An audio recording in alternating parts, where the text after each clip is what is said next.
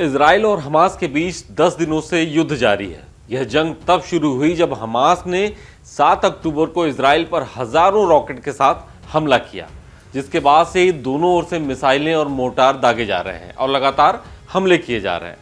Hamas की ओर से Yahya Sinwar ने मोर्चा संभाला हुआ है।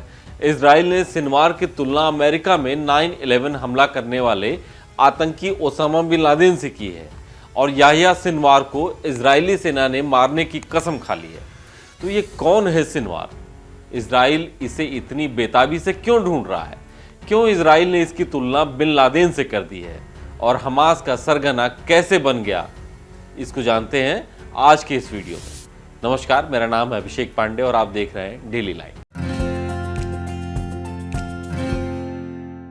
इजराइल पर हमास के चौंकाने वाले हमले के बाद ही एक नाम काफी चर्चा में आया है और यह नाम है याह्या सिनवार का। सिनवार पर हालिया हमलों की साजिश रचने का भी आरोप है, जिसमें 1300 इजरायली मारे गए थे। इजराइल गाजा पट्टी पर जमीनी हमले की तैयारी कर रहा है और ऐसे में सिक्योरिटी फोर्सेस ने कहा है कि सिनवार और उनकी टीम हमारी नजरों में है। चलिए सिनवार को जानते हैं। सिनवार का जन्म 1962 में हुआ था और वह साउथ गाजा के खान यूनिस में पला बढ़ा है। उस दौर में यह शहर मिस्र के नियंत्रण में हुआ करता था। सिनवार का परिवार पहले अश्कलोन में रहता था, जो अब दक्षिण इजराइल में है, लेकिन 1948 में इजराइल द्वारा अश्कलोन पर नियंत्रण करने के बाद उन्हें गाजा में आना पड़ा। अश्कलोन को पहले अल मजदल के नाम से जाना जाता था। सिनवार ने पास के ही गाजा में इस्लामिक विश्वविद्यालय से ग्रेजुएशन किया है। सिनवार ने करीब 24 साल जेल में बिताए हैं। उसे 1982 में पहली बार विध्वंसक गतिविधियों के चलते गिरफ्तार किया गया था।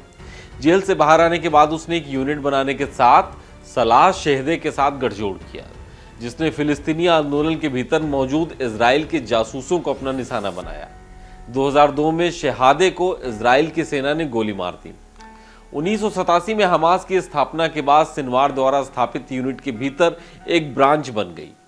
सिनवार को 1988 में 2 इजरायली सैनिकों और 4 फिलिस्तीनियों की हत्या में उनकी भूमिका के लिए गिरफ्तार किया गया था, जिन पर उन्हें इजराइल के लिए काम करने का संदेह था।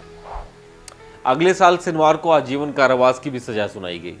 हमास की military branch is ad-Din अल-कसम brigade की एक टीम ने 2006 में इजराइल के एक इलाके में प्रवेश करने के लिए सुरंग का इस्तेमाल करते हुए एक सेना चौकी पर हमला किया। उन्होंने 2 इजरायली सैनिकों को मार दिया। साथ ही एक सैनिक गिलाद शालित को पकड़ लिया गया। शालित 5 साल तक कैद में था, जिसने 2011 में कैदियों की अदला बदली में रिहा हुआ। हालांकि शालित की रिहाई के बदले इजराइल ने 1027 फलस्तीनी और इजरायली अरब कैदियों को रिहा किया। उनमें से एक था सिनवार। रिहाई के बाद के सालों में हमास में सिनवार का कद बढ़ता गया। 2015 में सिनवार को अमेरिका ने वांटेड इंटरनेशनल टेररिस्ट की सूची में शामिल किया। साल 2017 में सिनवार को गाजा में हमास का प्रमुख चुन लिया गया। इस्लामिक हानिया के बाद सिनवार हमास नेतृत्व में नंबर 2 है। सिनवार ने हमेशा इजराइल के खिलाफ आर्म्ड कॉन्फ्लिक्ट की वकालत की है और किसी भी समझौते के फॉर्मूले के खिलाफ रहा है। उसे अपने उग्र भाषणों के लिए जाना जाता है। साथ ही उसके बारे में यह भी कहा जाता है कि जब हमास के कार्यकर्ताओं पर नजर रखने की बात आती है तो सिनवार कोई जोखिम नहीं लेता। एक उदाहरण हमास कमांडर महमूद इश्तवी की हत्या का है। इश्तवी पर 2015 में गबन का आरोप लगाया गया और उसे अगले साल फांसी दे दी गई। इजराइल ने सिनवार पर पिछले सप्ताह के आखिर में इजराइल के शहरों पर हुए हमलों की साजिश रचने का आरोप लगाया है। इजराइल डिफेंस फोर्सेस ने कहा है कि सिनवार ही इजराइल पर हमले के पीछे का मास्टरमाइंड है। जैसे ओसामा बिन लादेन 9/11 के लिए था।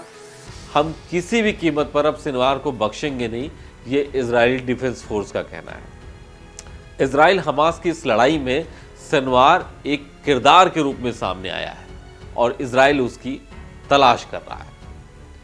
आज के इस एक्सप्लेनर में सिर्फ इतना ही। ऐसे ही और इंटरेस्टिंग वीडियोस को देखने के लिए देखते रहिए डेली लाइफ।